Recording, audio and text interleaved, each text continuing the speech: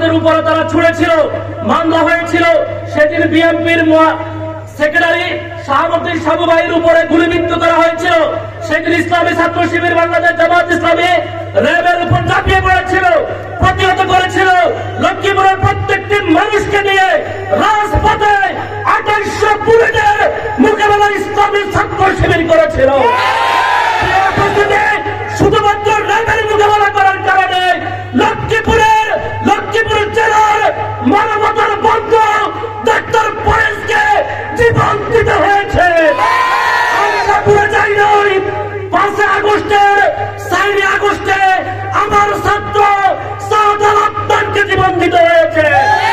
বাংলাদেশ জামাত ইসলামের কর্মী কাউসারকে জীবন দিতে হয়েছে। আমি আপনাদের উদ্দেশ্যে বলতে চাই, আমরা যে পরিবার সংঘবদ্ধ, আপনি আমাকে অস্ত্রের ভয় দেখান।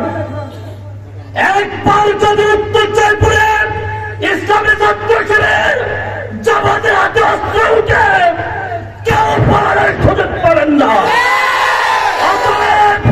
অস্ত্রের রাজনীতি বন্ধ করুন।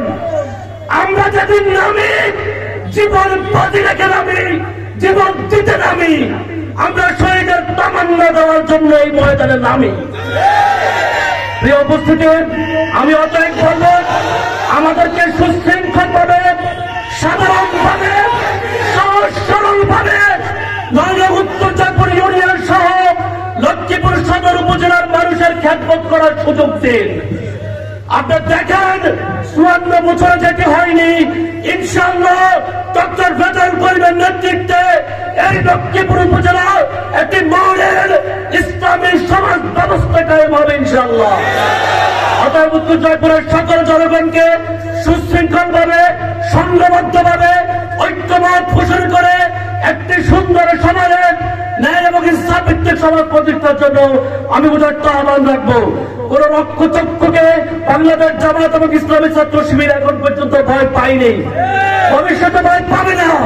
এখানে 11 জন নেতৃবৃন্দকে কারাগারে রেখে হত্যা করা হয়েছে। একদিনের জন্য আমাদের কর্মসূচি বন্ধ হয়নি। বাংলাদেশের সকল শক্তি দিয়ে, সকল অস্ত্র দিয়ে, সকল প্রশাসন দিয়ে আমাদের মোকাবেলা করতে চেয়েছিলেন, কিন্তু মোকাবেলা করতে পারেননি। আমরা আপনাদেরকে হুঁশিয়ার করে বলবো, আমাদের উদ্দেশ্যে যদি কোনো চক্রান্ত করেন তাহলে আল্লাহকে ভয় করবেন।